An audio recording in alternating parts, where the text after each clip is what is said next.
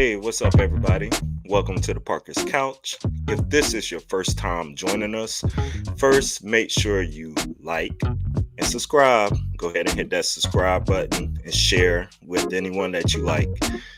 Here at the Parker's Couch, my brother and I host a weekly podcast. You can catch the podcast on any major platform, the Parker's Couch, on Apple, Spotify, Amazon, all the things. You don't want to miss Monday's episode. They typically come out every Monday. Every now and then it might be a Tuesday. So make sure you follow. But Monday's episode, we do interview our cousin, who is a showrunner for All the Queen's Men. And it was such a fun episode to record. So make sure you check that out. You'll see my brother and I hosting things together, sometimes here on YouTube. We have been, streamlining our channel, and we're going to be doing a little bit more reviews and things of that nature and keep our YouTube to reviews. And I'm also going to be doing some recordings of some news stories and different things that's catching my attention. So my name is Cameron Parker, by the way. So nice to meet you if this is your first time. But let's get started today because I want to get into the P Diddy lawsuit. So this has been, I'm sure, like all of America, it's been something that's been exhilarating to watch in a weird way because everything that's going on obviously is very awful, but we're very curious people and kind of want to, find out what's going on. And this is actually the first time I'm reading through a lawsuit. That's where I'm reading all the pages, all 73 pages of this lawsuit. And I was just thinking last night as I was reading it, I was like, maybe some people have not read it themselves and kind of just trying to get the story. Where I'm going to take you through the lawsuit. And I'm no lawyer. I have none of that background, nothing of that nature. So some things I share would just be opinion based, my own kind of thoughts about what I'm reading, but I'm going to give you the details of what's being alleged in this case. And it's going to be in three parts because it's very long. So I'm going to cover the first 25 pages or so on this first recording. And I'm filming this for YouTube purposes, but I also repurpose it on TikTok as well. So, I just reformat it for people looking at it on their phones. But with that said, let's jump right into it here. So I'm going to be reading things as well. So the plaintiff in this case, we all know is Rodney Lil Rod Jones. And plaintiff Rodney Jones, he is an American artist and music producer. Mr. Jones resides in the states of New York and California. His complaint is against the following defendants. There's Sean Combs, Justin Combs, Lucian Charles Grange, Ethiopia Habertum. I'm sorry, I might butcher this name. Before I say it, let me say that again. Ethiopia Habertamarium, Christina Koram, Chalice Recording Studios, Love Records, Motown Records, Universal Music Groups, Combs Global Enterprises, John and Jane Doe's 1 through 10, and ABC Corporations 1 through 10. And I apologize for any name that I do mispronounce as we go forward with this. And just so you know, a few of the defendants that you may not be familiar with, Lucian Charles Grange is the CEO of Universal Music Group. Ethiopia Habertamarium is the former CEO of Motown Records, the parent company of Love Records, and Christina Karam is the chief of staff to Sean Diddy Combs and Combs Global Enterprises.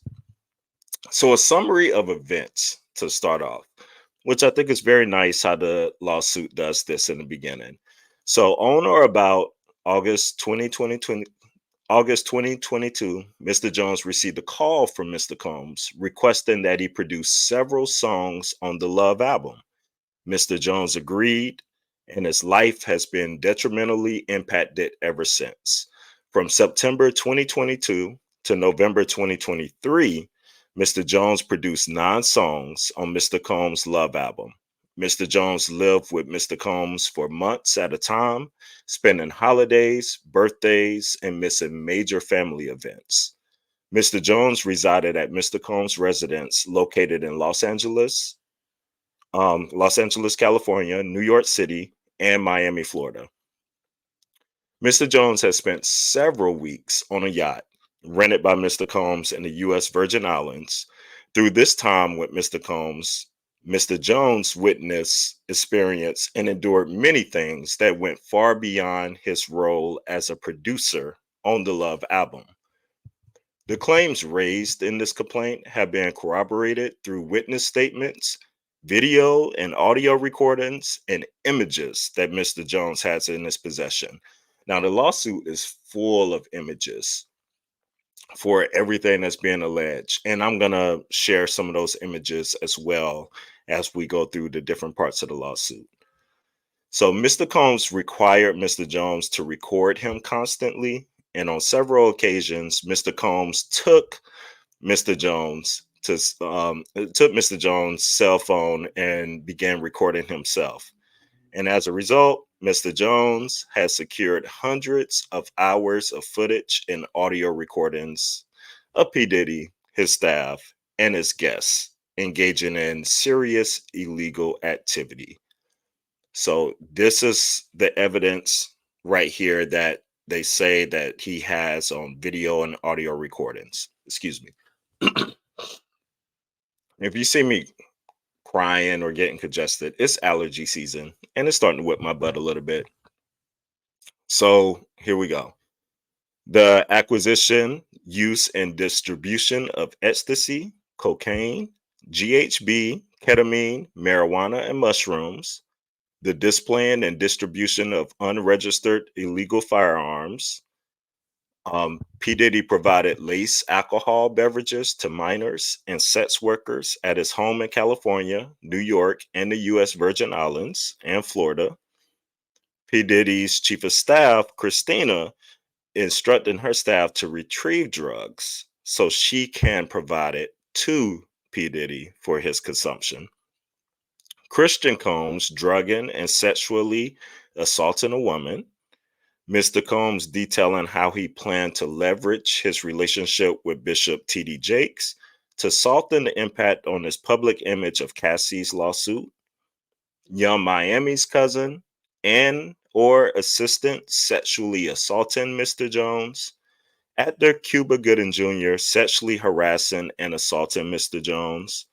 Rapper redacted, but we know this to allegedly be Meek Mills on Mr. Combs' yacht, consorting with underage girls, sex workers, and R&B singer redacted, but allegedly Usher, in Mr. Combs' Los Angeles home, consorting with underage girls and sex workers. All right. So let's get into it with breaking down a few of these allegations and the stories that are behind them. Because right there in that summary, baby, that's a buttload right there in its own. So starting with Chalice Recording Studios shooting. So a shooting occurred there. So on or about September 12th, 2022, Mr. Combs held a writers and producers camp at Chalice Recording Studio at 845 Highland Ave, Los Angeles, California. Present at this camp was Mr. Combs, his son Justin Combs, and Justin's friend named G. Now, Mr. G is a 30-year-old tall African-American male. One evening during this camp, Mr. Combs, Justin Combs, and G were in a heated conversation. That conversation was moved out of the studio and into a restroom adjacent to where Mr. Jones was sitting. Mr. Jones was approximately 2 feet away from the bathroom when gunshots rang out, and Mr. Jones recalls hearing multiple gunshots. Mr. Jones immediately went into a state of shock and feared that he would be shot next. Mr. Jones genuinely believed that he would be shot through the door due to how close he was. After the shooting ended, a crowd gathered around the restroom, and when the door finally opened, Mr. Combs and Justin Combs exited. G was lying on the restroom floor in a fetal position, holding his stomach and bleeding out of his leg and hip area. Everyone stood around looking upon G, frustrated by the lack of aid to G. Mr. Jones says he dropped everything, ran to G, and immediately began placing pressure on the gunshot wounds on his stomach. And when he was applying the pressure, he realized blood was gushing out from another area in his leg or hip. So he decided to lift G and placed him to sit on the toilet. Mr. Jones asked the crowd to call the ambulance. Mr. Combs gave strict instructions to inform the police that he had nothing to do with the shooting. He also forced Mr. Jones to lie to the police by telling them that G was shot standing outside of the studio by a drive-by assailant. So Mr. Jones has several corroborating witnesses who spoke with this writer anonymously due to the fear of retaliation from Mr. Combs. They have agreed to speak publicly when subpoenaed. So Mr. Jones has the clothing he wore that day. He's saving it like Monica Lewinsky and believes it may still have the stains and DNA of G's blood. So clearly, G was not shot outside of the studio as Mr. Combs instructed his team to report to law enforcement. Mr. Combs' defendants, Love Records, Motown Records, Universal Music Group, and Chalice Recording Studios provided private security for the writers' camp. So obviously, the security was lackluster. The fact that P. Diddy and Justin was able to enter with guns and they were not confiscated by security was a clear breach of duty. So, with that said, as a result of the shooting, Mr. Jones is severely traumatized. Mr. Jones now suffers from PTSD, severe anxiety, depression, and insomnia. Now, just imagine you're just starting off working with P. Diddy and this happens, this shooting. So imagine you're just starting off working on this love album, you're just getting the job of your dreams, and this shooting takes place. I could see here at the very beginning, this probably throwing somebody off. I just I have my questions like why you continue down this path as we continue going with the stories that's happening. But to me, this story is believable with what happened. And if there are other witnesses who would be subpoenaed and said they would speak, about it, well, we'll wait and see what happens. So after this, the next allegation is Mr. Jones was sexually harassed and assaulted by Mr. Combs. Now, throughout his time living with Mr. Combs, Mr. Jones was the victim of constant, unsolicited, and unauthorized groping and touching of his anus by Mr. Combs. These events took place in LA, New York, Florida, and the United States Virgin Islands. In addition to the unsolicited and unauthorized touching, Mr. Jones was forced by Mr. Combs to work in Mr. Combs' bathroom as Mr. Combs walked around naked and showered in a clear glass enclosure. As a heterosexual Christian man, Mr. Jones was uncomfortable with Mr. Combs' advances and expressed his discomfort to Mr. Combs' chief of staff, Christina. She responded to Mr. Jones' complaint with, Sean would be Sean. Also, um, KK, we'll call this defendant, attempted to downplay Mr. Combs' groping of Mr. Jones' anus and genitals as friendly horseplay, stating that those acts were Mr. Combs' way of showing that he likes you. Despite these assurances, on several occasions when Mr. Combs began to undress and walk around the house naked, KK would say, "Okay, I am leaving now," and she would disappear. KK's hypocrisy is breathtaking at best or enabling at worst. Mr. Jones believes that KK aided and abetted Mr. Combs' sexual assault of him and was working with Mr. Combs to groom him into accepting a homosexual relationship. Through these sexual deviant acts, one would say Mr. Combs has a pattern and practice of engaging in such nefarious activity.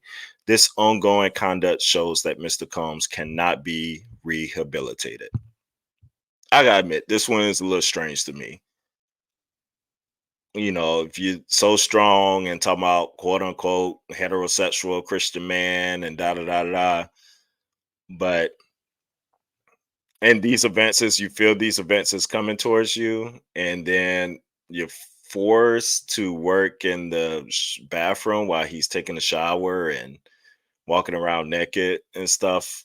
I I don't understand. Like, we'll get to some of this talk, and I'm not victim blaming or anything of that nature of what goes on, but it just makes, I think, the average person kind of question.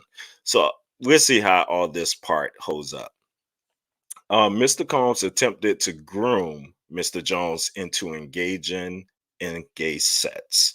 So this is the next allegations. So it goes, Mr. Combs was aware that Mr. Jones looked up to, idolized music producer Stephen Aaron Jordan. We know Stevie J. Stevie J was one of the producers on the Love album. Mr. Combs used access to Stevie J and his knowledge of Mr. Jones' admiration of Stevie J to groom and entice Mr. Jones to engage in homosexuality. So Mr. Combs went so far as to share a video of Stevie J anally penetrating a Caucasian male without a condom. This was done to ease Mr. Jones' anxiety concerning homosexuality. According to Mr. Combs, this is a normal practice in the music industry. Look, even Stevie J is doing it. So Mr. Combs informed Mr. Jones that he had engaged in sexual intercourse with rapper Redacted, that we know to be Meek Mills allegedly, and R&B singer Redacted, that we know to be Usher allegedly, and Stevie J. So Mr. Combs promised to make sure that Mr. Jones wins Producer of the Year at the Grammys if he engaged in homosexuality. Now, for this allegation for the grooming, my mind went to, I'm like, what is grooming? Like, legally, like, I know what it is, but I'm thinking about it, an adult, and I honestly had questions like, can an adult be groomed? But just the legal definition of grooming or child grooming is the act of deliberately establishing a relationship with a child to prepare them for abuse. As an action in and of itself, grooming does not have criminal penalties, but facilitation of a criminal sexual act is considered a crime. So then, as far as adults, can you be groomed at 18? Was one of the next things I saw. And it says vulnerable adults, such as those between the ages of 18 and 25, can be victims of sexual grooming as well. The predator will follow a similar grooming formula as they would with a child. The main difference is that the predator will have to gain consent from the adult to begin a romantic relationship. And 18 to 25, I understand. I understand a little bit more too, of how that consensual part, but how it could still be grooming and these things of power when you're navigating and figuring things out. But the adult part was a little bit confusing to me. And so I went to the legal definition of adult grooming. Adult grooming is the adult equivalent to child grooming and it applies to any behavior where an adult is deliberately prepared in order for abusive behavior, manipulation, or exploitation to occur later. The same or similar psychological processes used on children are used to exploit adults. And with adults being groomed, what they say, with adults, grooming can happen whenever there is a power differential within a relationship, when the abuser exploits for their own gratification. This is most commonly recognized as a tactic used by perpetrators of child sexual abuse, both on children and parents. However, adults can also be groomed. Um, I think it's just for the average person, just thinking just being put in that situation is hard. It's hard for your mind to, at least my mind, to be like, I'm getting out of this situation. But I've never been in that type of power dynamic either. And these are all allegations. We have to make sure we're clear about that. But Yeah, the grooming thing is deep. It's a deep one there, and that's one to ponder about. But all right, let's go on. So the next accusation comes on Thanksgiving 2022. Mr. Jones is sexually assaulted by Young Miami's cousin. So on Thanksgiving Day 2022, Mr. Jones was in Mr. Combs' house located in Miami. Young Miami and her female cousins were also present. Mr. Combs was intoxicated and offered cocaine to Mr. Jones. Mr. Jones rejected him and proceeded to walk into the restroom. While using the restroom, Young Miami's cousin burst into the bathroom and began groping Mr. Jones. Mr. Jones believes that Mr. Combs sent her in there to sexually assault Mr. Jones. As she entered the bathroom, she dropped to her knees and began performing oral sex on Mr. Jones' exposed penis. Mr. Jones pushed her away and exited the bathroom. Young Miami's cousin did not accept Mr. Jones' rejection as she proceeded to follow Mr. Jones out of the bathroom. She started undressing and attempted to straddle him and have sex with him in the presence of Mr. Combs and his staff. Um, this one is definitely odd to me. Well, I think it's going to be hard to prove that P Diddy sent her in there and all that stuff. If this is what happened, but you know, it's still in my mind. If someone comes in there is trying to suck my penis and I don't want it to happen, I'm getting out of there. Like, bye, no. And then to continually advance, it's just you start questioning like, why be in these conditions? So this is like such a different element of a power dynamic in an adult situation that it's really hard for my brain to wrap around this. I'm just being honest with y'all. It really is. But and I'm not saying that to say like none of this is untrue or didn't happen or not to be it. I just don't know. But remember, this is just Thanksgiving Day of 2022, so it's barely 2 months into being hired to work for Diddy on this album. So the next one is Trafficking and Victims Protection Act. So throughout this time with Mr. Combs, Mr. Jones was transported from California to New York, Florida, and the United States Virgin Islands. During this time, Mr. Jones was forced to solicit sex workers and perform sex acts to the pleasure of Mr. Combs. On or about February 4th, 2023, Mr. Combs forced Mr. Jones to bring prostitutes and sex workers back to his home in Florida. On or about February 2nd, 2023, Mr. Jones believes Mr. Combs drugged him. Mr. Jones recalls waking up naked, dizzy, and confused. He was in bed with two sex workers and Mr. Combs. He also recalls aimlessly wandering around the house with no clothes on. On another occasion in Miami on Thanksgiving night of 2022, Mr. Combs asked Mr. Jones and DeForest Taylor to enter the studio bathroom. He asked them for $100 bill because he wanted them to do cocaine with him. Mr. Jones was scared, but luckily he didn't have $100 bill. So Mr. Combs waited a little longer to do coke with Young Miami. Later that evening, he required Mr. Jones to solicit sex workers from Booby Trap on the river. And this is located at 3615 Northwest South River Drive in Miami, Florida. Mr. Jones did so, and Mr. Combs forced him to engage in unsolicited sex acts with sex workers. So at this point, he's saying basically Diddy is functioning as a pimp. As part of Mr. Jones' sex worker recruitment tools, Mr. Combs provided Mr. Jones with an exclusive bad boy baseball cap and required him to wear it to the booby trap on the river as a signal to any sex worker he approached that Mr. Combs was in town and had sent Mr. Jones to recruit them. Mr. Jones had no desire to visit booby trap on the river. Mr. Jones had no desire to solicit sex workers from booby trap on the river. Mr. Combs used his power and influence to intimidate and force Mr. Jones into soliciting sex workers from Booby Trap on the River. As detailed below, Mr. Combs used many tactics to maintain dominion and control of Mr. Jones. And we're going to get into that because that's where I had a lot of questions going on. So apparently, these workers were accustomed to servicing Mr. Combs and would know that he is in town by the sight of the bad boy's baseball cap. Mr. Jones had no desire to solicit or have sex with the individuals that we previously mentioned there.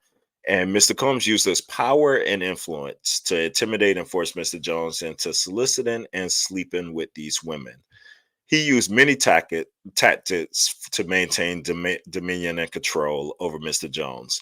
So here we go. He promised him Grammy of the Year for a producer, or he promised him a Grammy for producer of the year for the Love album. That brings into questions of how awards really work, and how he could make that promise. He offered him $250,000 to purchase all of the instruments he wanted.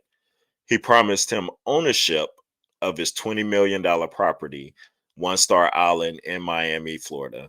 He promised access to record label executives like Defendants Lucian Charles Grange and Ethiopia Habtemariam.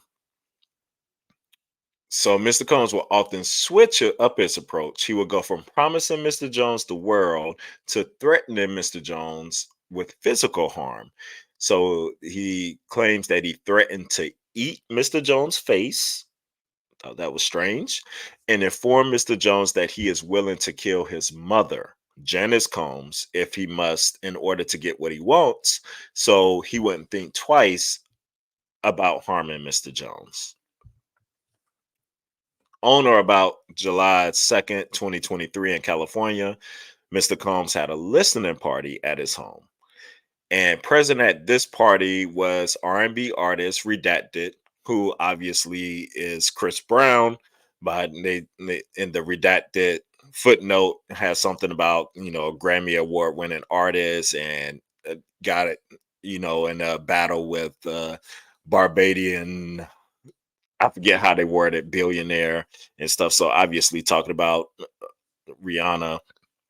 But anyway, so present at this party was R&B artist, allegedly Chris Brown, Justin Combs, sex workers, and some underage girls. The event began at 7 p.m. Mr. Combs requested female sex workers and required Mr. Jones to solicit them. An hour later, several sex workers appeared. In addition to sex workers, there were at least 5 women in the crowd that were under the age of 16. Mr. Combs forced all the women to drink Lace de Leon liquor. Upon information and belief, Mr. Combs laced the liquor with ecstasy. Mr. Combs did not check the identification of any of these underage girls. The presence of these underage women made Mr. Jones very uncomfortable. He attempted to leave, and Mr. Combs forced him to stay. Mr. Combs went so far as to take Mr. Jones' car keys to prevent him from leaving. After being forced to drink Lace de Leon shots, Mr. Jones began feeling lightheaded and recalls passing out and waking up at 4 a.m. the following morning, naked with a sex worker, sleeping next to him. So that was a lot. And once again, makes you question presence underage girls. See, brings up back to R. Kelly vibes and all these things. I get power, control, physical harm, all these things. But, if all this is true, I'm so glad he is coming forward and doing what he's doing. It just brings into questions like everybody that puts themselves in these surroundings and doesn't say anything at all. It's just wild to me. That's all I'm gonna say. But Mr. Combs, the next thing that is alleged is Mr. Combs attempts to pass off Mr. Jones to Cuba Gooding Jr. Now, this one was wild to me. So Mr. Jones believes that Mr. Combs was grooming him to pass him off to his friends. And this fear became reality when Mr. Combs introduced Mr. Jones to Cuba Gooding Jr. while they were on Mr. Combs' yacht. So during the introduction, Mr. Combs suggested that Cuba get to know Mr. Jones better. He then left them alone in a makeshift studio on the yacht. As evidenced by video, of which screenshots are embedded, and they got the screenshots, and I made sure I post these too. Cuba Gooding Jr. began touching, groping, and fondling Mr. Jones' legs, his upper inner thighs near his groin, the small of his back near his buttocks, and his shoulders. Mr. Jones was extremely uncomfortable and proceeded to lean away from Mr. Gooding Jr. He rejected his advances, and Mr. Gooding Jr. did not stop until Mr. Jones forcibly pushed him away. Wow. That's just wild. That's all I gotta say. Let's go on. The Love album. So this is what he's it has some allegations surrounding making the album. So throughout this time with Mr. Combs, Mr. Jones was under an implied work for hire agreement. He was not compensated for his time living with Mr. Combs for the songs he produced. As evidence, he was listed as a producer for the following songs on the Love album: Deliver Me, Stay Part One, Reaching, What's Love, Stay a While, Moments, Need Somebody, Homecoming, and Tough Love. So Mr. Combs and Defendants, Love Records, Motown Records, Universal Music Group all benefited from Mr. Jones' work product. They failed to compensate Mr. Jones for his work. As a result, Mr. Combs and the defendants were also unjustly enriched at the expense of Mr. Jones. Mr. Jones attempted to work with Mr. Combs to secure his publishing and royalty rights for the work he completed on the Love album.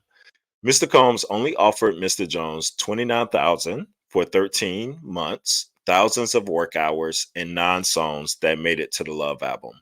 Ironically, Mr. Jones was willing to make or to take $50,000 and his publishing and royalties. Mr. Combs' self-serving greed would not allow him to pay Mr. Jones an additional $21,000. Mr. Combs' deceptive business practices became so bad that Mr. Jones was left with no choice other than to make a public plea on social media for Mr. Combs to pay him for his work. Excuse me. After publicly requesting that Mr. Combs do the right thing and pay him fairly, Mr. Jones received an onslaught of threatening messages from Stevie J and Love Records, A&R, DeForest Taylor. So here, this is believable. We know Puffy don't pay. That's why I don't even know why people would work with him. That's been a running thing from so many people, and everybody's not lying on that. I feel like this one could be proved, and this one, is something, but it's like, why get in bed with someone like this who doesn't pay? But anyway, Mr. Combs used his power. This is the next allegation. Mr. Combs used his power and influence to threaten and intimidate Mr. Jones. So, according to Mr. Jones, Mr. Combs is very forceful and demanding. Mr. Combs does not take no for an answer and would often threaten to inflict bodily harm, on Mr. Jones if Mr. Jones did not comply with his demands. And we shared some of that earlier. But as detailed above, Mr. Combs threatened to eat Mr. Jones' face. On another occasion, while standing in Mr. Combs' bedroom, Mr. Jones was forced to watch as Mr. Combs displayed his guns and bragged about getting away with shooting people.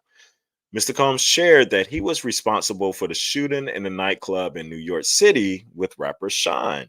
He shared that the artist and Mr. Combs' girlfriend at the time, J-Lo, carried the gun into the club for him and passed him the gun. And after he got into an altercation with another individual. The shooting in Chalice Recording Studios that we talked about to begin this confirmed Mr. Combs' statements. These statements reinforce Mr. Jones' fear of Mr. Combs and strengthen Mr. Combs' dominion and control over Mr. Jones. Mr. Jones was terrified of Mr. Combs. He felt like he could not tell him no. And the Sean thing is very interesting because we all remember that. Remember J Lo getting arrested and P Diddy and all them, but Sean going down for everything that happened. It's been a lot of allegations with that. Saying that Puffy gave him millions of dollars to take the fall.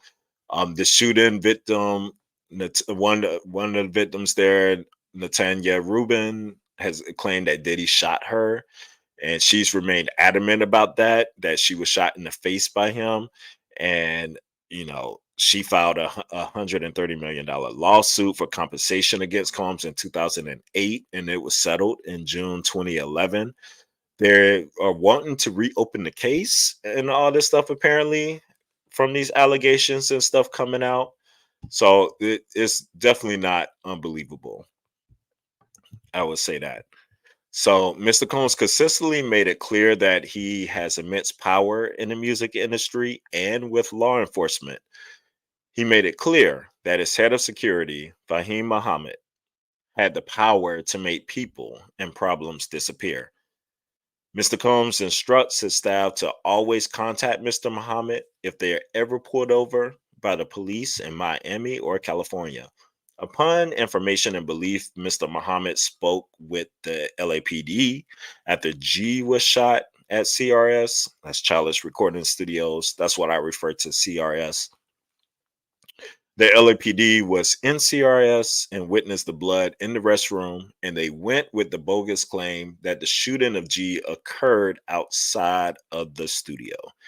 This was all thanks to Mr. Muhammad's connections within law enforcement. Mr. Jones had no reason to disbelieve Mr. Combs, as he had seen firsthand through the shooting of G and the subsequent silence of the LAPD and the media that Mr. Combs indeed had the power to harm him. The LAPD spent hours in CRS after the shooting of G, yet there were no arrests. Mr. Jones witnessed the LAPD in the restroom, pictured above, and you see the picture, yet no arrests were made. The morning after the shooting, Mr. Jones and several others arrived at CRS, and G's blood was still on the floor on the restroom, and Mr. Combs hired a cleaning crew to clean it up. I swear, that is like an episode of Scandal right there. Like the fixer to fix it up right there. We're gonna end it right there on this part for part one. Part one. Talking crazy. Gonna end it there for part one of this series of the lawsuit on P. Diddy. Keep people up to date, because I know everybody doesn't have time to sit here and read that and kind of just read headlines and what's going on. So I want to give the details of what's actually there. And sometimes it's better to listen to it than reading it yourself. I understand that, as you could go about your day and just have it on and listen to the charges that are out there. But this is wild. It is some wild allegations, and we're only getting started here. Just let me know your thoughts and stuff in the comment. What do you believe? And I want to cover myself. I don't want to come off as, I hope I didn't come off as like um too ignorant or too like nonchalant about these allegations. I just have legit questions of being an adult and being in these situations for so long. Like, how do you keep going through with that? But I just can't get that out of my brain. And I'm sorry. I just don't want that to be a certain way for people who have been victimized and things of that nature. It's just interesting what money, power, and influence, or even the thoughts of getting into that world, will allow you to put up with for a time. But if true, if all these allegations are true, I am glad that he has come forward and he is putting it all out here. And there's some things that are definitely not unbelievable in this story. It's just part of my, I just be honest. Like, part of it is like, oh, is he trying to cover some of his own tracks with some of these allegations and stuff, and enforcement, and I don't know. But with that said, I'm just an opinion person, but I'm just reading the lawsuit for what it is. So do with it as you must. All right. Check y'all out later.